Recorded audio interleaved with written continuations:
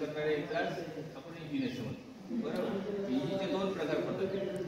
त्यामध्ये internal combustion engine आणि external combustion engine. तर इंटरनल कंबशन इंजिन म्हणजे काय, तर ज्या इंधनाचे ज्वलन सिलेंडरच्या आतमध्ये होते त्याला काय म्हणतो आपण, इंटरनल कंबशन इंजिन. म्हणजे जसं आपण इथे अशा प्रकारचे इंजिन, आणि ज्या मध्ये काय होतं, इंधनाचे ज्वलन सिलेंडरच्या बाहेर होतं त्याला एक्सटर्नल कंबशन इंजिन असं म्हणतात. बरं, इंटरनल कंबशन इंजिन कोणाला सांगता येईल अजून? कोण सांगते? सांग बरं. इंधनाचेच बरे सिलेंडरचे आतमध्ये होते त्याला इंटरनल कंबशन इंजिन. आणि एक्सटर्नल कंबशन इंजिन म्हणजे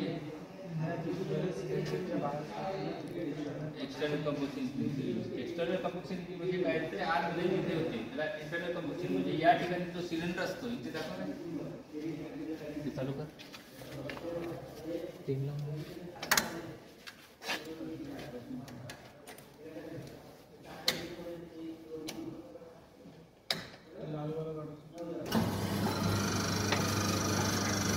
आता या ठिकाणी हे जे आहेत ते सिलेंडर आहेत. या सिलेंडरमध्ये इंधनाचे ज्वलन होते. म्हणजे ज्यावेळेस सिलेंडरचे इंधनाचे ज्वलन म्हणजे काय, ज्यावेळेस सक्शन, कॉम्प्रेशन, पॉवर आणि एक्झॉस्ट अशा प्रकारचे 4 स्ट्रोक होतात, त्याच्यानंतर ते इंजिन चालू होते. म्हणजे या प्रकारे हे इंजिन आहे.